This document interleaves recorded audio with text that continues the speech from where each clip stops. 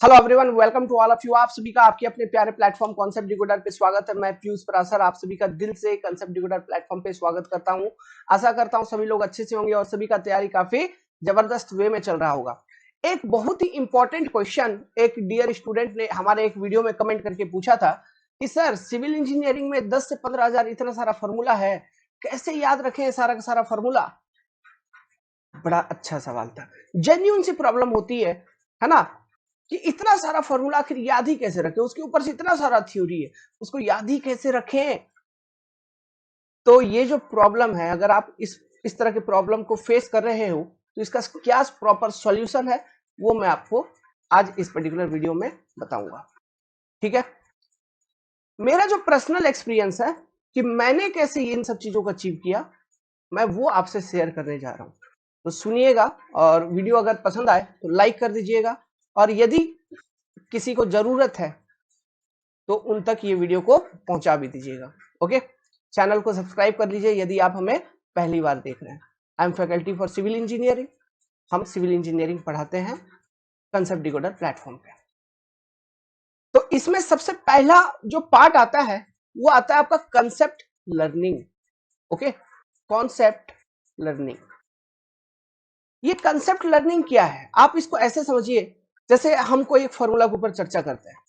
ठीक है, तो आप फॉर्मूला को डिराइव करते हुए आ रहे हो, फाइनली आपने डिराइव किया, तो यदि आप उस डेरिवेशन को समझे हो अच्छे तरीके से तो ये फॉर्मूला क्यों बनाई गई, इसका यूज कहां करेंगे, ये बैकग्राउंड आपको मालूम होगा। और जब उस फॉर्मूला का क्लीन कट इंफॉर्मेशन आपको मालूम होगा तो फॉर्मूला आपको ऐसे भारी भरकम लगेगी नहीं।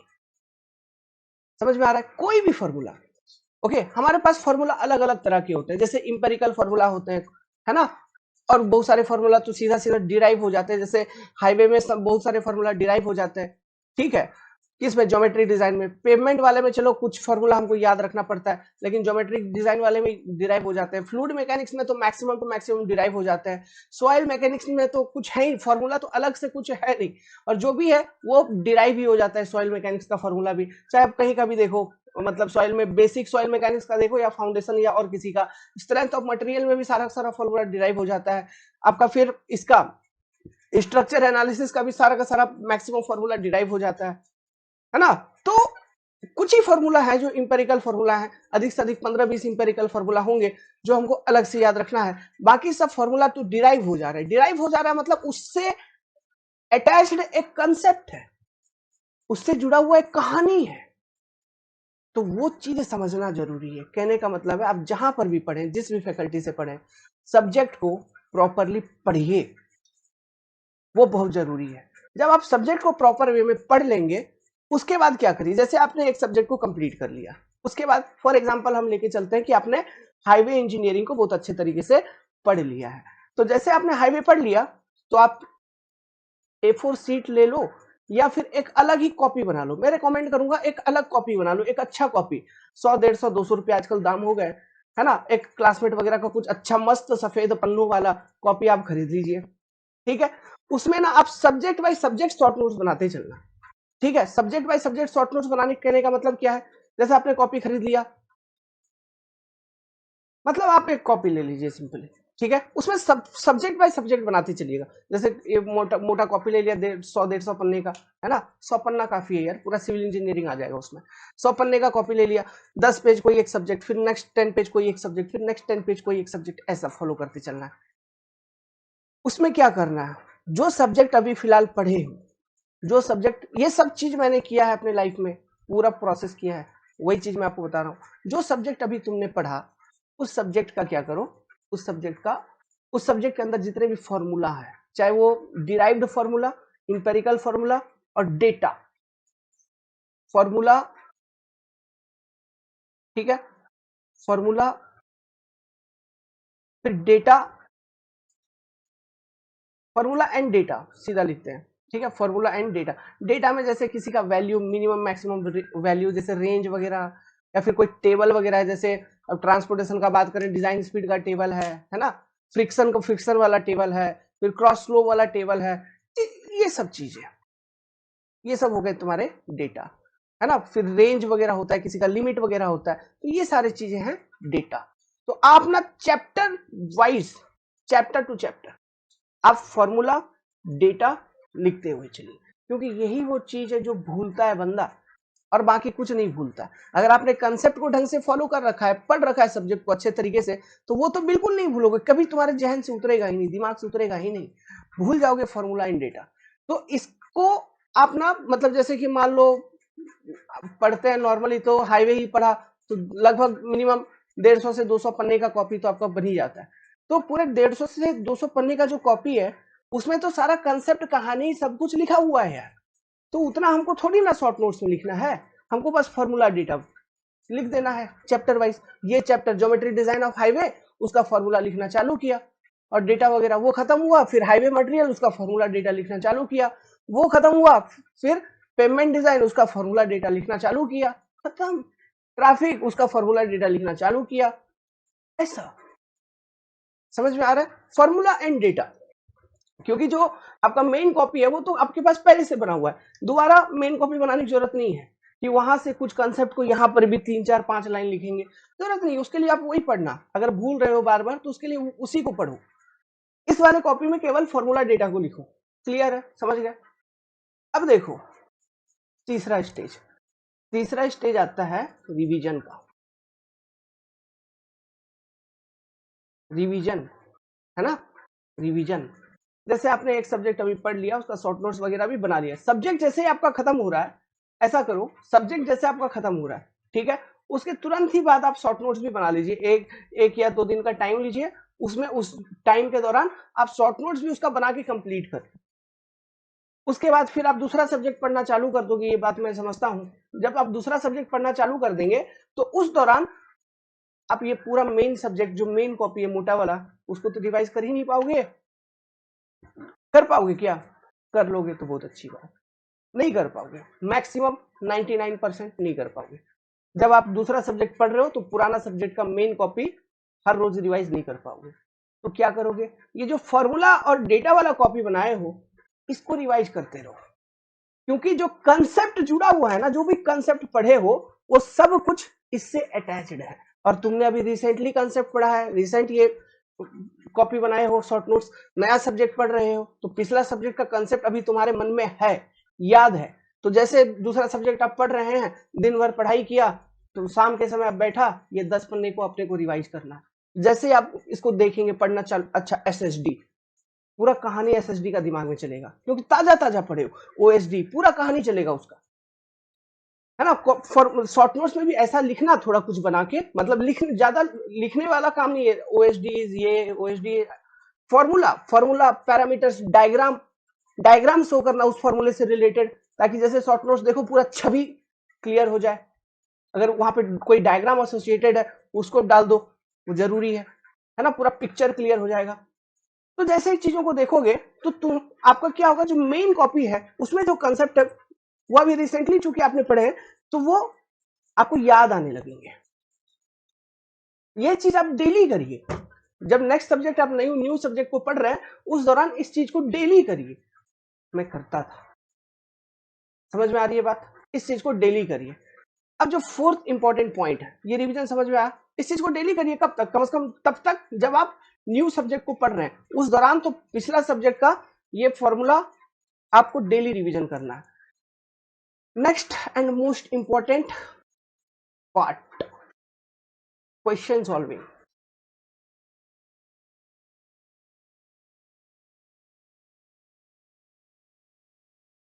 ठीक है, मैंने सबसे ज्यादा इसी पार्ट पे फोकस किया था, क्वेश्चन सॉल्विंग।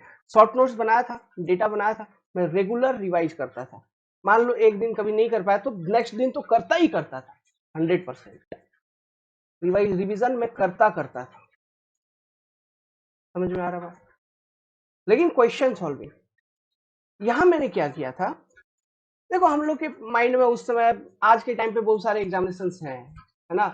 जब हम लोग तैयारी करते थे उस समय 2G चलता था, 3G भी बहुत रेट होता था, है ना। और 2GB इंटरनेट, 1GB शायद भराने के लिए उस समय भी हम अपन लोगों को 100 या 150 रुपया देना पड़ता था, इतना रेट था इंटरनेट का। कनेक्टिविटी ऑनलाइन कुछ नहीं, समझिए बात को। तो दिमाग में जो चीजें थी वो कहां से आती थी कि क्या एग्जाम तैयारी करना है क्या नहीं, वो आती थी अपना अगल बगल फ्रेंड सर्कल से, जो फैमिली में अगर कोई मेंबर कोई एग्जाम निकाल के रेपुटेटेड जगह पे गया, जैसे मेरे भैया सीडीएस क्रैक किए थे यूपीएससी, तो यूपीएससी अपने भी दिमाग में था, तो मैं इंजीनियरिंग प्रोफेशन में किया ईएससी, फिर गेट वगैरह देखा, कुछ सीनियर निकाले थे, अच्छा राइट्स में, राइट्स जानते हो ना, उसमें गेट निकाल के अच्छा गए पीएसयू में, अच्छा रेलवे में, ठीक है ठीक है, तो अच्छा ये एग्जाम है, तो वहां से इंफॉर्मेशन वगैरह आती थी, उतना इंफॉर्मेशन होता नहीं था। जैसे आज के टाइम पे नोटिफिकेशन नहीं निकलता एग्जाम का, फिर भी ऑनलाइन वैकेंसी निकाल देते हैं कोर्स बेचने के लिए, तो ये सिस्टम उस समय नहीं था, उस समय था नहीं। तो फिर जो दिमाग में पिक्चर चल रही थी मोटा मोटी गेट और ईएससी का चल रहा था, तो मैंने क्या किया, गेट का, ठीक है, और ईएससी का सारा क्वेश्चन उस समय तक, है ना, जितने भी क्वेश्चंस थे सभी क्वेश्चंस मैंने सॉल्व किए, एक एक क्वेश्चन को मैंने सॉल्व किया। तो जब नॉट ओनली एमसीक्यू, केवल एमसीक्यू नहीं, ये तो किया किया, फिर कन्वेंशनल, कन्वेंशनल क्वेश्चन सॉल्व करोगे, ये आपको ज्यादा अटैच करवा देगा सब्जेक्ट से, सब्जेक्ट को आप ज्यादा फील कर पाओगे अगर आप कन्वेंशनल क्वेश्चन को सॉल्व कर रहे हो, तो ये मतलब कंसेप्ट पूरा अप्लाई करवा देता है ना। Open channel flow, fluid mechanics, soil mechanics, structure analysis, design of steel structure, strength of material, RCC, ये सारे जो सब्जेक्ट थे, इसमें जो डर था मेरा वो कन्वेंशनल क्वेश्चन को सॉल्व करने के बाद ही गया। रियलिटी है, जब कन्वेंशनल क्वेश्चन सारे निपटा दिए, सॉल्व कर लिए, अब और तो और क्या, ये तो ईएससी, मैंने आईएएस के भी क्वेश्चन सॉल्व किए थे, सिविल इंजीनियरिंग ऑप्शनल लेके आईएएस एग्जाम देते हैं तो उनका जो क्वेश्चन पेपर आता है, मैंने वहां वो इतना मजा आया कन्वेंशनल क्वेश्चन सॉल्व करे, मतलब सब्जेक्ट एकदम फीलिंग, इसलिए आज देख पा रहे हैं कि हम टीचिंग प्रोफेशन में भी आ चुके हैं, पढ़ा रहे हैं, क्लासेस आते हैं हमारे। कन्वेंशनल क्वेश्चन कुछ हद तक आप सॉल्व करोगे तो कंसेप्ट बिल्डअप हो जाएगा आपका। जैसे आज के टाइम पे जो एग्जामिनेशन आते हैं मोस्टली एमसीक्यू पैटर्न के हैं, ठीक है, तो वहां पे कोई बच्चा अगर तैयारी कर रहा है तो वो सोचता है कि हमें कन्वेंशनल क्वेश्चन क्यों सॉल्व करना, लेकिन फिर भी मान लो जैसे अगर एसएससी जेई जैसे एग्जामिनेशन के लिए आप टारगेट कर रहे हो, तो आईएएस वगैरह तो छोड़िए, कम से कम इंजीनियरिंग सर्विस और एसएससी जेई का जो प्रीवियस ईयर क्वेश्चन है उतना तो आप उस सब्जेक्ट का जब प्रिपरेशन कर रहे हो 100% सॉल्व कर ही लीजिए, ठीक है। तो जितना कहने का मतलब है, आप लिख रहे हो, आप क्या कर रहे हो, लिख रहे हो, तो ये चीज आपको फॉर्मूला के और करीब लेके जाएगा, डेटा के और करीब लेके जाएगा, ठीक है, आपके मन में एक सवाल छोड़ देगा, अच्छा इन सब टॉपिक से क्वेश्चन आता है, एक अटेंटिवनेस बढ़ेगी। इस तरह से करते करते धीरे धीरे धीरे धीरे अपने आप सब याद हो जाता है एक पर्टिकुलर टाइम पे, फिर नहीं भूलोगे, ठीक है, फिर भूलोगे भी अगर मान लो जरूरत पड़े तो एक आध दो दिन में रिकैप रिवीजन खत्म, सब याद आ जाएंगे, और जो भी एग्जाम में बैठेंगे एक टाइम पे आप सैचुरेट हो जाएंगे, जो भी एग्जाम में बैठेंगे, टॉप करो नहीं करो वो अलग मैटर है, क्लियर तो कम से कम करके ही आओगे, वो लेवल पे पहुंच जाओगे।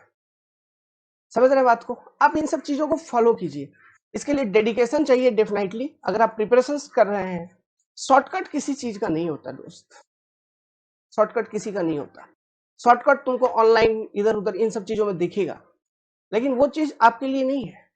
यू आर एस्पिरेंट जो एग्जाम बैठने जा रहा है, तो आपका मेहनत अलग है, आपको अलग मेहनत करना पड़ेगा, जो कि इन सब चीजों में छिपा हुआ है, जो मैंने आपको अभी बताया।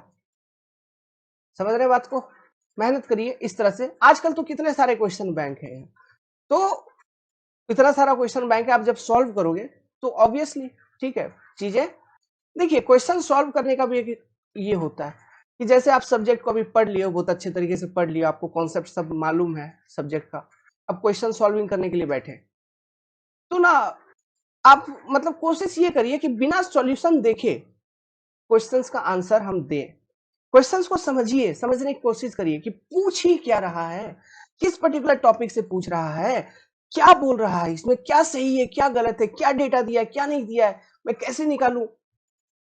मैम अभी तो एग्जाम में नहीं गए हो ना, अभी तो तैयारी कर रहे हो, क्या जल्दबाजी है, कोई जल्दबाजी नहीं है, कुछ नहीं, दिमाग लगाओ। दिमाग लगाओ, उसको सॉल्व करने की कोशिश करो, और वो अगर खुद खुद में से सॉल्व होके निकलती है, then you are in right track, सही रास्ते पे हो। क्योंकि वो चीज ना आपको एक मतलब एक अंदर में कॉन्फिडेंस आपका बूस्ट करेगा, ठीक है, और वो काफी हेल्प करेगी एग्जाम के टाइम। क्योंकि आप जैसे एग्जाम में जाओगे, बैठोगे, तो आप अंदर से कॉन्फिडेंट हो, हाँ यार मेरे से तो क्वेश्चन सॉल्व होता है, तो एग्जाम में भी जो क्वेश्चंस आएंगे मोस्ट प्रोबेबली मैं सॉल्व कर दूंगा। ये एक फीलिंग रहती है, आप समझिए। अगर आप मान लो आप जैसे एमसीक्यू क्वेश्चन बैंक लिया, सॉल्व करने बैठा, नहीं हो रहा है, कुछ सॉल्व नहीं है, कुछ क्वेश्चन समझ ही नहीं आया, बच्चा तुरंत सॉल्यूशन देखता है, अच्छा ठीक ठीक ठीक, ओके ओके, फिर आगे बढ़ा, उसको लग रहा है उसका पढ़ाई हो रहा है, वो नहीं हो रहा है, आप वो फिर भूल जाओगे 2 दिन बाद, आपको वो चीज पता ही नहीं है, आपको वो चीज पता ही नहीं है, आप वो एक याद करने जैसा कुछ हो जाएगा, आप फिर 3-4 दिन बाद भूल जाओगे। ये होती है बहुत केसेस में। तो ना इसका जो बेस्ट सॉल्यूशन है वो यही है कि आप जब सब्जेक्ट पढ़ने के बाद जब क्वेश्चन सॉल्विंग पे आए हैं, कुछ हद तक कन्वेंशनल क्वेश्चंस करिए, क्योंकि ये सब्जेक्ट से कनेक्ट करवा देगा। फिर जब ऑब्जेक्टिव गेट वाले तो करिए करिए, काफी अच्छे तरीके से वो लॉजिक्स को, कॉन्सेप्ट्स को यूज करवाते हैं, है ना। तो गेट के भी कुछ हद तक करिए डेफिनेटली, भले ही आप कोई भी एक अब एग्जाम का तैयारी कर रहे हो, आप सब्जेक्ट सीख के जाओगे वो एग्जाम को क्लियर कर लोगे। तो सब्जेक्ट सीखने का तरीका ये है, गेट ईएससी के क्वेश्चन सॉल्व करिए, फिर जैसे एसएससी जेई जैसे एग्जाम्स के लिए अगर आप टारगेट है आपका, उसका क्वेश्चन 100% कर लो, पूरा कंप्लीट, है ना। एसएससी जेई जैसे एग्जामिनेशन में कुछ क्वेश्चंस ऐसे आते हैं, मैं मानता हूं, जो कि अनवांटेड होते हैं, मतलब बहुत ही आलतू फालतू, कुछ भी, कोई आता पता ही नहीं है, ऐसा क्वेश्चन पूछ लेता है। तो ऐसे क्वेश्चंस को इग्नोर मारो ना। मान लो टेक्निकल में 100 क्वेश्चन आता है, 80-85 तक तो सही है, आ ही सकता है, लेकिन वो भी गड़बड़ क्यों हो जाती है, सब्जेक्ट सही तरीके से नहीं पढ़ने के कारण। सब्जेक्ट को पढ़िए अच्छे से, सब चीजें होंगे, ठीक है। और ये फॉर्मूला, डेटा वाला टेबल, इन्वायरमेंट का तो बनाओ ही बनाओ, आरसीसी का बनाओ ही बनाओ, फ्लूइड मैकेनिक्स का बनाओ ही बनाओ, ओपन चैनल फ्लो का बनाओ ही बनाओ, ट्रांसपोर्टेशन का बनाओ ही बनाओ, सॉइल मैकेनिक्स का बनाना।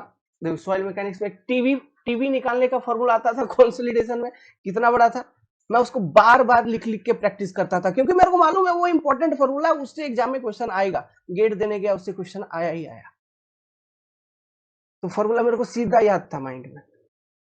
प्लास्टिसिटी चार्ट, हाँ ओके, सॉइल मैकेनिक्स का बात कर रहा हूं, मेरे को मालूम है वहां से क्वेश्चन आएगा आएगा, वो चार्ट सीधा दिमाग में था, है ना। तो फिगर वगैरह भी आपको बनाना चाहिए, ओके, और डेटा जरूर मेंशन करिए, ठीक है। टेबल वगैरह जैसे डिजाइन स्पीड का टेबल है, वही सारा डेटा में हम लोगों ने डिस्कस किया था पहले। तो इस अप्रोच को फॉलो करिए, क्वेश्चन सॉल्विंग करिए। आजकल तो बहुत सारा और किताबें आ गए हैं, क्वेश्चंस की भरमार है, यूज करिए रिसोर्सेज का, सॉल्व करिए, और काफी मटेरियल फ्री में भी अवेलेबल है क्वेश्चंस का, है ना, क्वेश्चन बैंक वगैरह सॉल्व करो। लेकिन बैकग्राउंड क्या है, subject must be clean, subject must be clean, definitely exam निकले। ऐसा हो ही नहीं सकता कि एग्जाम नहीं निकले, 100% निकालोगे, जो ड्रीम है, जो सपना है, वो अचीव होगा। वो सब्जेक्ट पूरा करो, कन्वेंशनल ऑब्जेक्टिव इसका कोई मायने नहीं रहता है, बस हमको कितना याद है, हम कितना दिमाग लगा पा रहे हैं उस चीज को, मतलब समझने के बाद, है ना, वो मायने रखता है। अप्रोच, मतलब एमसीक्यू एग्जाम तो MCQ approach, one liner approach, ये अप्रोच यूजलेस, टाइम वेस्ट है जो आप करते हो, यकीन मानो। अगर मान लो अगर ऐसा कर रहे हो तो, कि एग्जाम बहुत हल्के हल्के क्वेश्चन आएंगे, हम एक एक लाइन पढ़ लेंगे, अरे आजकल बीएमसी में कहां से क्वेश्चन किधर से अंदर से उठा के डालता है कि मत पूछो, वो वन लाइनर का जमाना गया रे भाई, ओके। तो सब्जेक्ट को समझते हुए चलिए, मैक्सिमम टू मैक्सिमम क्वेश्चंस आपके एग्जाम में इजीली अटेम्प्ट हो जाएंगे, ठीक है। All the best, wish you all happy Ramnavami, good luck.